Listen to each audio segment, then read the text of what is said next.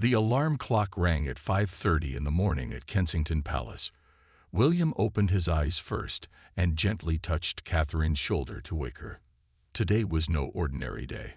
It was May 6, 2023, the day William's father, Charles, would become king. "It's time," William said softly. Catherine nodded and slipped out of bed. The big day had finally come after months of planning. Outside their windows, the sky was just starting to lighten. Rain fell lightly on the palace gardens. Weather reports said it might clear up later, but for now, London was wet and gray. Still, nothing could dampen the importance of this day.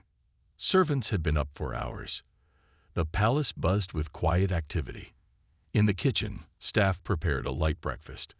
In other rooms, royal aides checked and double-checked schedules. Every minute of this day was planned carefully. Catherine went to check on their children while William showered. Prince George, age 9, was already awake and sitting on his bed. As second in line to the throne after his father, George would have a special role today. "Are you ready for Grandpa's big day?" Catherine asked, sitting beside him. "Yes, Mummy," George said. He looked serious, already understanding the weight of royal duty even at his young age. Princess Charlotte, age 8, was harder to wake up. She rolled over and buried her face in her pillow when Catherine opened her curtains. "Come on, sweetheart. Remember what we practiced," Catherine said gently. Charlotte sat up, suddenly remembering the excitement of the day ahead. "Will there really be thousands of people watching us?" she asked. "Yes, and millions more on television," Catherine answered honestly. Prince Louis, only 5 years old, was the most excited. He jumped out of bed as soon as his mother entered his room. "Is it Crown Day?" he asked, bouncing on his feet. Catherine smiled. "Yes, it's Crown Day. But remember what we talked about. You need to be on your best behavior." Back in their bedroom, William stood looking at his ceremonial uniform, laid out by staff. The red fabric gleamed against gold braiding. Medals from his military service were pinned precisely in place. He would not wear a crown today. That honor was for his father alone. But his outfit marked him as the heir, the future king. Catherine's outfit hung nearby. A stunning blue dress with a matching hat. Royal stylists had worked for weeks to create the perfect look for her. It had to be beautiful, but not so eye-catching that it took attention away from the king and queen. As they dressed, William and Catherine spoke little. Both felt the weight of history on their shoulders. William thought of his mother, Princess Diana, who had died when he was just 15. How she would have loved to see this day, to see her son standing tall as his father became king. "She would be proud of you," Catherine said quietly, almost as if she could read his thoughts. William nodded, grateful for her understanding. Downstairs, royal protection officers were already in position. Outside the palace gates, crowds had started gathering despite the early hour and light rain. Some had camped overnight to get good spots along the procession route. At 7:15, the family gathered for breakfast. The children were dressed in their formal clothes, looking like small adults in their neat outfits. Even little Louis managed to eat without spilling food on his special clothes. "Remember," William said to his children, "today is about great-grandma's legacy passing to Grandpa. One day, it will pass to me. And then to you, George. This is the history of our family happening today." The children nodded, their faces serious. At 7:45, an aide knocked on the door. "Your Royal Highnesses, the cars are ready." William and Catherine shared a look. This was it. The day that would mark a new chapter in British history was beginning. Together, they led their children toward the palace doors, ready to play their part in the ancient ceremony of crowning a king. The royal family stepped outside Kensington Palace. 3 black cars waited for them. The rain had stopped, but the sky was still gray. A group of staff stood in a line, bowing as the family passed. "Safe journey, Your Royal Highnesses," said the head butler. William nodded his thanks. The family split into 2 cars. William, Catherine, and Prince George took the first car. Princess Charlotte and Prince Louis went in the second car with their nanny. Security officers filled the third car. As they pulled away from the palace, William looked at his phone. There was a message from his father. "See you soon, son." The cars moved slowly through London streets. Even at this early hour, crowds lined the roads. People stood 3 or 4 deep in some places. They waved flags and cheered when they saw the royal cars. "Look at all the people," George said, pressing his face to the window. "They've been waiting all night," Catherine told him. Some people love the royal family very much. Inside the car, they could hear the muffled cheers. William waved through the window. He had done this many times before, but today felt different. Today, he was not just a prince. He was the son of the new king. "Are you nervous?" Catherine asked quietly, so George couldn't hear. "Not nervous," William said. "But I keep thinking about the crown. How heavy it looked when Mother tried it on once as a joke. And now it will be on Father's head." Catherine squeezed his hand. She understood what he didn't say. The crown was not just heavy with gold and jewels. It was heavy with duty and history. Their car took a special route through London. They passed famous places: Trafalgar Square, the Mall, and Buckingham Palace.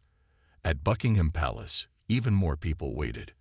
They would not see the king until later, but they cheered for William and Catherine anyway. "Wave to the people, George," William said gently.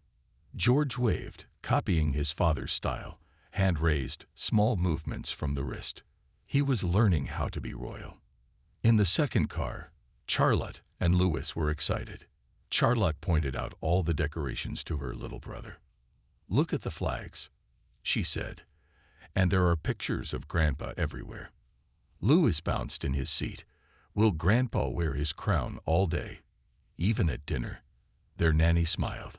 "No, just for the ceremony." The streets got narrower as they approached Westminster Abbey. Tall buildings lined both sides. More people stood behind barriers, holding up phones to take pictures of the royal cars. Police officers stood every few feet, keeping everyone safe. William checked his watch. "We're right on time." The car slowed down as they reached Westminster Abbey. The ancient building looked magnificent. Its stone walls had stood for over 900 years. Kings and queens had been crowned here for centuries. Today, it was Charles's turn. The car stopped. Outside, they could hear the crowd roar with excitement. Royal guards in red uniforms stood at attention. A red carpet led from the street to the Abbey doors. An official in a black suit opened the car door. "Your Royal Highnesses." William stepped out first, then turned to help Catherine. The cheers grew louder when people saw them. George followed, blinking in the sudden noise and light. Cameras flashed everywhere. The second car arrived. Charlotte stepped out, holding her nanny's hand. She gave a small, perfect curtsy to the crowd, just as she had practiced. People cooed with delight. Louis followed, looking wide-eyed at everything. The family came together at the bottom of the Abbey steps. William straightened his uniform. Catherine adjusted her hat. They checked the children quickly. "Remember," William said to them, "walk slowly. Heads up, just like we practiced." The Abbey bells began to ring. The sound rolled out over London. Inside, 2,000 guests waited. World leaders, famous people, and royal families from other countries had come to see Charles become king. William took a deep breath. He offered his arm to Catherine. Together, with their children following, they began to walk up the steps of Westminster Abbey. They were ready to witness history being made. Inside Westminster Abbey, the light was different. Sunshine came through the tall, colored glass windows. It made patches of red, blue, and gold on the stone floor. The family walked slowly down the long middle path. People stood on both sides. They all turned to look as William and Catherine passed. Many bowed or curtsied. The Abbey was full of important people, presidents, prime ministers, kings, and queens from other countries. They had all come to see Charles become king. William nodded to people he knew. Catherine smiled gracefully. The children walked behind them. George and Charlotte remembered their training and kept their backs straight. Little Louis looked around with big eyes at everything. A church official in a long robe led them to their special seats. They were in the front row, close to where Charles would sit in the coronation chair. This chair was very old. Kings and queens had sat in it for hundreds of years when they became rulers. "It's so big in here," Louis whispered to his mother. His voice echoed a little in the quiet space. "Yes, it is," Catherine whispered back. "Remember to use your inside voice." They sat down. The seats were not very comfortable, but no one complained. These seats had the best view of where all the important parts would happen. More people came in. The abbey filled up with guests in fancy clothes. Women wore bright dresses and big hats. Men wore uniforms or dark suits. Everyone spoke in quiet voices that mixed together like gentle waves. Music started to play. The great organ of Westminster Abbey made deep, powerful sounds that filled every corner. A choir began to sing. Their voices were clear and beautiful. Many people in the abbey felt tears come to their eyes when they heard the ancient songs. William leaned close to George. "Listen carefully," he said. "This music has been played at coronations for hundreds of years. Someday, you will hear it at my coronation. And far in the future, people will hear it at yours." George nodded seriously. He was only 9 years old, but he understood that he was part of something very important and very old. Catherine checked on Charlotte and Louis. Charlotte sat perfectly still, her hands folded in her lap. Louis was trying hard to be good, but he swung his feet a little under his chair. Catherine gave him a small smile to encourage him. Suddenly, everyone stood up. The music changed. The great doors at the end of the abbey opened. King Charles had arrived. He walked slowly down the same path that William and Catherine had used. But Charles did not walk alone. Behind him came a long line of people. Some carried special objects: the royal orb, the scepter, and other things that showed the king's power. Charles wore a simple white shirt under a heavy red robe. The robe was made of silk and had gold designs on it. It was so long that helpers had to carry the end of it to keep it from dragging on the floor. When Charles passed by William and his family, their eyes met for a moment. Charles gave a small nod to his son. William bowed his head slightly in return. It was a private moment between father and son, even with thousands of people watching. Charles reached the front of the abbey. He stood before the Archbishop of Canterbury, the most important church leader in England. "The time has come," the Archbishop said in a loud, clear voice. "We gather to crown His Majesty King Charles III." A hush fell over the abbey. Everyone knew they were about to see something that happened only once in a generation: the crowning of a new king. William felt Catherine's hand slip into his. They shared a look. Someday, it would be their turn to walk that path. But today was for Charles. Today, they were here to watch William's father become king of the United Kingdom and 14 other countries. The coronation ceremony was about to begin. The coronation ceremony began with prayers. The Archbishop spoke words that had been used for hundreds of years. Charles stood tall and still.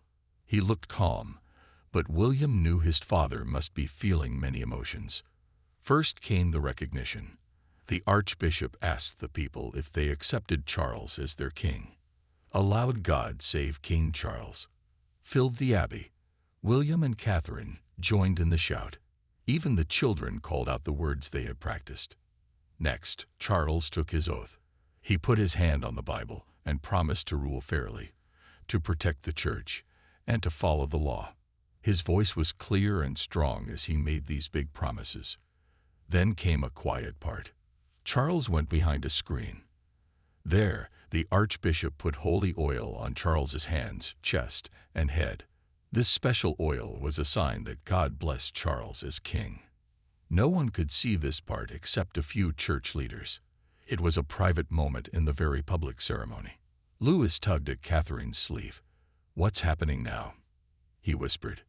"The Archbishop is blessing Grandpa with oil," Catherine whispered back. "It's a very old tradition. While they waited, soft music played. Charlotte sat perfectly still, but Louis began to fidget. William gave him a small toy from his pocket, something to keep the young prince busy. After a few minutes, Charles came out from behind the screen. He now wore a simple white shirt called the Colobium Sindonis. Over this, helpers dressed him in a gold coat called the Supertunica, and a large cloak called the Imperial Mantle. Each piece of clothing had special meaning from long ago. Now came the moment everyone was waiting for. The Archbishop picked up St. Edward's crown. This crown was very old and very heavy. It was made of gold and covered with jewels. It weighed almost 5 pounds, like carrying a bag of sugar on your head. The abbey became completely silent. Everyone watched as the Archbishop raised the crown high for all to see. Then, slowly and carefully, he placed it on Charles's head. At that exact moment, trumpets blasted a loud, joyful sound. Everyone in the abbey stood up. They all shouted together, "God save the King." William felt a lump in his throat. He had known this day would come since he was a small boy. But seeing it happen, seeing his father officially become king, made him feel proud and a little sad at the same time. It meant that his grandmother, Queen Elizabeth, was truly gone, and it meant that someday he would be in that same spot, wearing that same heavy crown. Catherine noticed William's face and squeezed his hand. She understood what he was feeling without him saying a word. The children reacted in different ways. George looked serious and thoughtful. Charlotte's eyes were wide with wonder. Louis clapped his hands with excitement at the loud trumpets and cheering.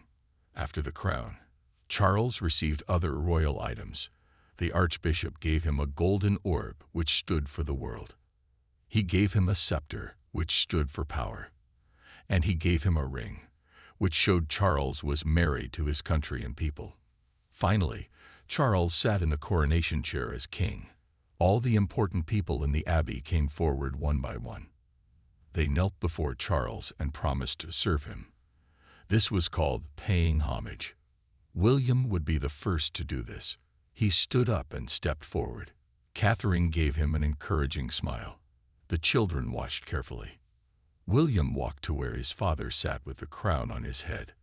For a moment, their eyes met. In Charles's eyes, William could see love and also the weight of duty that they both understood. Then William knelt before his father, but he was not just kneeling to his father, he was kneeling to his king.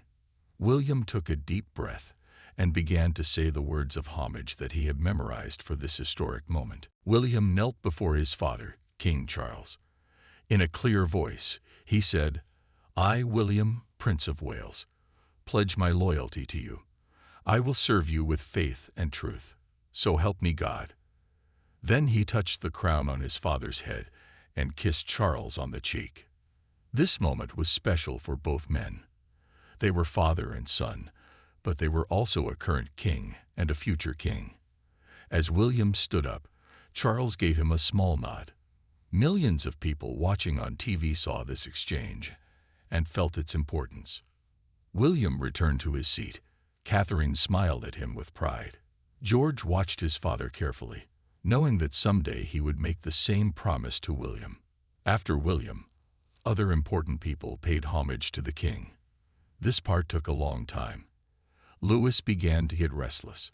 He whispered to his mother, "How much longer?" Catherine whispered back, "Not too much longer. You're being very good." The ceremony continued with more prayers and songs. The choir sang beautifully. Their voices rose to the high ceiling of the abbey. The music was hundreds of years old, just like the ceremony. Finally, Queen Camilla received her crown too. Hers was smaller than the king's crown, but still beautiful with many jewels. Charles looked at his wife with love as she was crowned queen beside him. The ceremony was almost over. The king and queen stood up from their thrones. They were now wearing their crowns and royal robes. They looked very grand and regal. The Archbishop said the final blessing. Then the king and queen began to walk back down the long aisle. Everyone in the abbey stood up as they passed. William and Catherine stood with their children. waiting for their turn to follow the king and queen. Louis could not stop looking at his grandfather's crown. He whispered loudly, "It's so shiny." Several people nearby smiled at Louis's comment. Even in this serious moment, a child's wonder brought joy. The royal family walked out of Westminster Abbey in a specific order. First the king and queen, then William and Catherine with their children, then other members of the royal family. Outside, the sun was now shining brightly. It seemed like even the weather was celebrating. On the steps of the abbey, they paused for official photos. This was an important historical record. Photographers clicked their cameras rapidly. The king and queen stood in the center. William and his family stood beside them. They all looked perfect, crowns straight, clothes neat, posture excellent. Little Louis waved at the crowd. This made people cheer even louder. Charlotte gently pulled his hand down, trying to remind him to be proper. But the crowd loved Louis's natural behavior. After the photos, they prepared for the next part of the day, the carriage procession back to Buckingham Palace. This would be a chance for more people to see the newly crowned king and queen. The royal carriages waited at the bottom of the abbey steps. They were beautiful old carriages, painted gold, and pulled by horses. They had been used for royal events for many years. The king and queen got into the first carriage. William, Catherine, and their children would ride in the second one. As they approached their carriage, William put his hand on George's shoulder. "What did you think of the ceremony?" William asked his son. "It was long," George said honestly, "but important. And the crown was amazing." William smiled. "Yes, it was. And someday, many years from now, that crown will be placed on my head. And then, even more years later, on yours." George nodded seriously, understanding what his father meant. They all climbed into their carriage. The horses started to move. The carriage rolled forward, beginning the journey back to Buckingham Palace. Ahead was the long procession route where thousands of people waited to see them. The children looked excited about this next adventure, riding in a royal carriage through the streets of London. The royal carriage rolled through the streets of London. Inside, William and Catherine sat with their 3 children. The carriage had red seats and gold decorations. Its windows were large, so people could see the royal family inside. Outside, huge crowds lined the streets. People had been waiting for hours to see the newly crowned King Charles and his family. They waved flags, took pictures, and cheered loudly as the carriages passed by. "Look at all the people," Louis said, his eyes wide. He waved excitedly at the crowds. "Wave like this," George showed his younger brother, moving his hand slowly from side to side. "That's how we do the royal wave." Louis tried to copy his brother's movements. People in the crowd pointed and smiled at the young prince's efforts. The carriage moved at a slow, steady pace. This allowed everyone along the route to see the royal family. Inside, William pointed out famous London landmarks to his children. "There's Trafalgar Square," he said as they passed the large open area with its tall column and lion statues. "And soon we'll go down the Mall toward Buckingham Palace." The Mall was a wide, straight road that led directly to the palace. When they turned onto it, Catherine gasped softly. The entire street was decorated with huge British flags. Thousands of people stood on both sides, cheering and taking pictures. "It looks like a river of people," Charlotte said. "Yes, it does," Catherine agreed. "They've come from all over the country to see Grandpa become king." As they traveled, rain began to fall lightly. But the weather didn't stop the celebration. People opened umbrellas or put on raincoats, determined to stay and watch the procession. Inside the carriage, William felt proud of his father and of the British people's support. He knew that being royal wasn't always easy. There were hard times when people criticized the royal family. But days like today showed that many people still cared about the monarchy and its traditions. Catherine noticed William's thoughtful expression. "What are you thinking about?" she asked quietly. "About father," William replied, "and about duty. Seeing all these people reminds me why what we do matters." Catherine nodded. She understood. When she married William, she joined this life of service too. The children were busy looking out the windows. Louis pointed at the soldiers who lined the route. They wore red uniforms with tall, black fuzzy hats. Why don't their hats fall off? Louis asked. They're trained to stand very still, William explained. And the hats are specially made to stay on their heads. As they got closer to Buckingham Palace, the crowds grew even larger.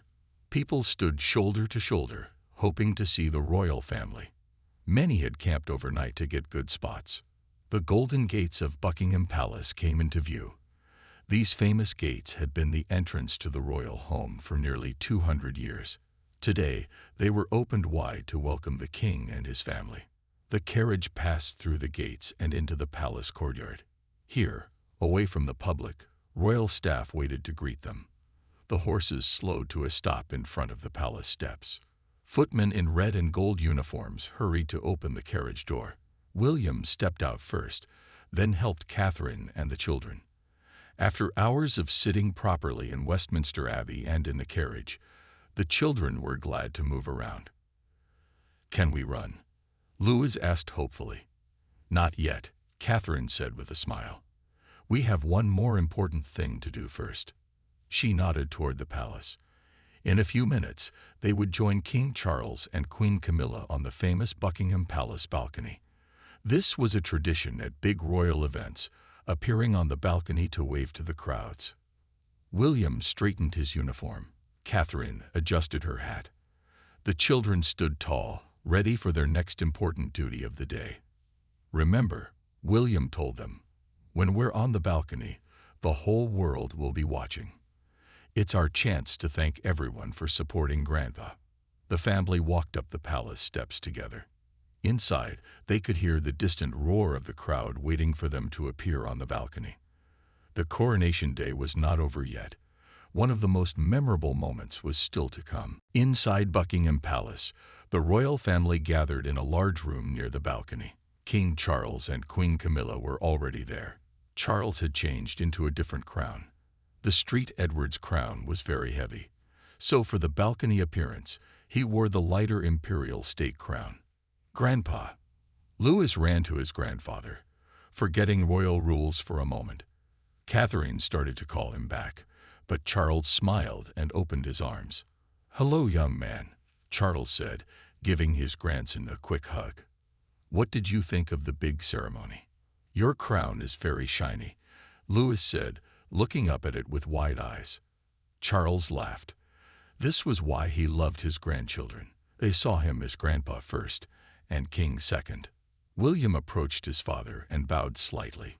Even in private, there were certain traditions to follow now that Charles was officially king. "Congratulations, Your Majesty," William said, then added more softly, "And congratulations, Father." Charles put his hand on William's shoulder. It was a small gesture, but full of meaning. These two men understood each other in a way no one else could. Only they knew what it meant to be in line for the throne. A royal aide entered the room. "Your Majesty, the crowd is ready. We can proceed to the balcony when you give the word." Charles nodded. "Very well. Let's not keep them waiting." The family lined up in order of importance.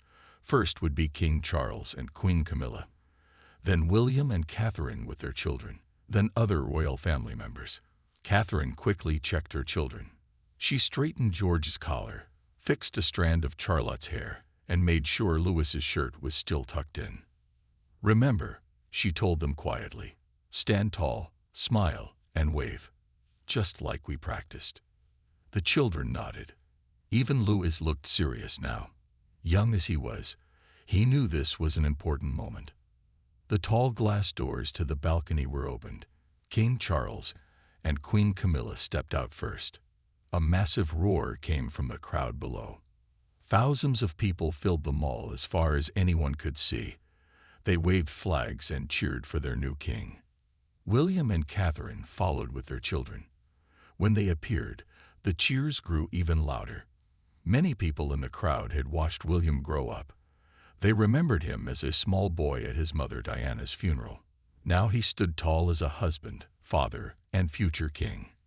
The family spread out along the balcony. From here, they could see all of London stretched before them.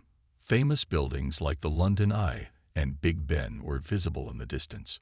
Louis gasped when he saw how many people were below. "There are millions," he said loudly enough for nearby family members to hear. Several of them smiled at his excitement. The family waved to the crowd. They had been trained since childhood how to stand and smile for long periods without looking tired or bored. But today, their smiles were real. This was a historic day that none of them would ever forget. Suddenly, there was a new sound. A rumble filled the air. People in the crowd pointed up at the sky. "Look," Charlotte said. "The planes." Right on schedule, the Royal Air Force flew over Buckingham Palace. First came helicopters, then fighter jets, and finally the Red Arrows display team. The Red Arrows released streams of red, white, and blue smoke, the colors of the British flag. The crowd cheered wildly at the flyover. On the balcony, the royal family watched with delight. Even Charles looked up like a boy, enjoying the planes roaring overhead. Louis covered his ears at the loud noise, but kept his eyes fixed on the colorful smoke trails in the sky. This was his favorite part of the day so far. William put his arm around Catherine's waist as they watched the display. For a moment, they were not just royal figures, but a family sharing a special moment together. The flyover lasted only a few minutes, but it was the perfect ending to the public part of the coronation day. History had been made, traditions had been followed, and the monarchy had moved forward into a new chapter. After the balcony appearance, the royal family went back inside Buckingham Palace. The public part of the day was over. Now it was time for a private celebration. The palace staff had prepared a special dinner for the family and close friends. William watched as his children were taken away by their nanny. The day had been long, and the younger ones needed rest. Louis was tired, but still excited about everything he had seen. "Can I wear a crown to bed?" he asked his nanny as they walked away. Catherine overheard and smiled at William. Their youngest son always made them laugh with his questions. In a large room called the state dining room, a beautiful table was set for dinner. Crystal glasses sparkled in the light from chandeliers. Gold plates and silver forks and knives were arranged perfectly on a white tablecloth. King Charles had changed out of his heavy robes. He now wore a simple dark suit with medals on the chest. Queen Camilla had also changed into a simpler outfit. The crown was put away safely until the next special event. William and Catherine joined other royal family members and special guests around the table. They all stood until Charles and Camilla entered the room. When the king and queen sat down, everyone else could sit too. This was an old rule that people still followed. "What a day," Charles said to the table. "I thank you all for your support." Servers brought in the first course of the meal. It was a light soup made from vegetables grown in the palace gardens. Charles cared about nature and farming, so he was happy to eat food from his own land. While they ate, people talked quietly about the day. Some mentioned their favorite parts of the ceremony. Others talked about the huge crowds that had come to watch. William sat near his father. He noticed that Charles looked tired but happy. Becoming king was something Charles had waited for his whole life. At 74 years old, he was the oldest person ever to become King of England. "You did well today, father," William said quietly. "Thank you, son," Charles replied. "And you and your family represented us perfectly." This small compliment meant a lot to William. His father was not always quick to give praise. Across the table, Catherine was talking with Queen Camilla. The two women had become close over the years. They understood what it meant to join the royal family through marriage. It wasn't always easy, but days like today made the hard parts worth it. After the main meal, servers brought in a special dessert. It was made to look like Street Edward's crown, with golden sugar work and shiny fruit that looked like jewels. "How beautiful," Catherine said.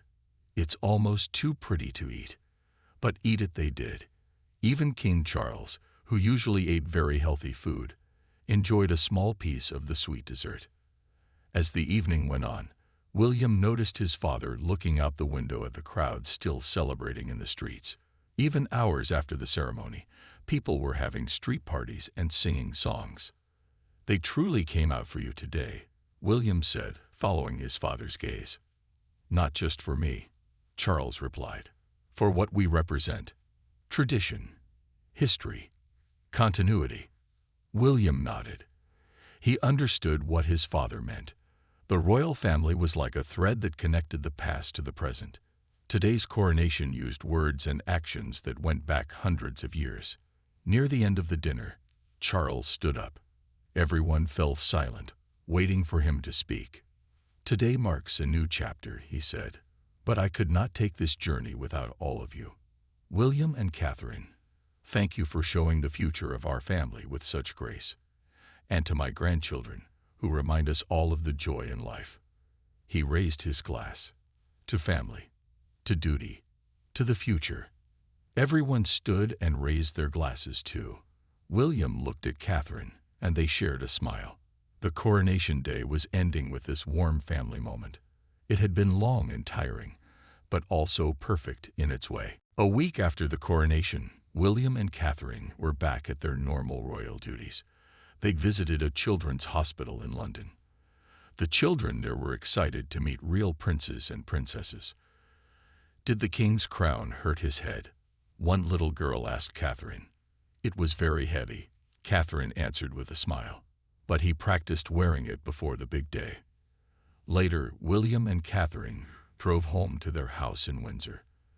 This smaller home was where they spent most of their time. It was more private than Kensington Palace, which was good for raising their children. At home, they found the children playing in the garden. Their nanny watched nearby. The spring weather was warm and sunny now, perfect for being outside. "Daddy," Louis ran to William. "I made a picture of Grandpa in his crown." He held up a colorful drawing. The crown took up most of the page, with a small stick figure wearing it. William and Catherine both praised his artwork. Charlotte was reading a book on a blanket. She looked up when her parents arrived. "My teacher talked about the coronation at school," she said. "She told everyone my family was there." "Were you proud to tell your classmates about it?" Catherine asked, sitting beside her daughter. Charlotte nodded. "I told them about the planes with colored smoke. That was my favorite part." George was practicing football. He kicked the ball toward William, who stopped it with his foot. "Good kick," William said. He kicked it back to his son. "How was school today?" "Fine," George said. "Some kids asked questions about Grandpa being king. I just said he's still the same person." William smiled at his son's wise answer. George understood that while titles might change, people stayed the same. Charles was king now, but he was still their loving grandfather. That evening, as the children got ready for bed, Catherine found a magazine with pictures of the coronation. She showed it to the children. "Look how smart you all look," she said, pointing to a picture of the family on the Abbey steps. "My legs were so tired from standing still," Louis said. "You did very well," Catherine told him. "Everyone said how good you all were." After the children were in bed, William and Catherine sat in their living room. This room was not fancy like the rooms in the palace. It had comfortable sofas and family photos on the walls. It felt like a real home. "I got a message from Father today," William said. "He's settled back into his work routine. It must feel different for him now," Catherine said. "Everything he does is as king, not as prince." William nodded. He waited a long time for this role, longer than any heir in history. They were quiet for a moment, thinking about what this meant for them. One day, William would have his own coronation. Catherine would become queen. Their lives would change just as Charles's and Camilla's had changed. "The newspapers are still full of coronation stories," Catherine said, showing William her phone. "They keep saying how well we all did as a family." "We did, didn't we?" William said with pride. "The children were amazing." "And you," Catherine said, "kneeling before your father. That was such a powerful moment." William took her hand. "We're a team. Everything I do, I can do because you're beside me." That night, before they went to sleep, William looked at a photo from the coronation that he kept in their bedroom. It showed the whole family on the balcony. Everyone was smiling. The sky behind them was blue with the colored smoke from the planes. It had been a perfect day. A day when the world saw the royal family at its best, graceful and grand, but also human. A family bound by love as well as duty. A family moving forward together into a new royal chapter. As he got into bed beside Catherine, William felt grateful. Whatever challenges the future might bring, they would face them together, as a family.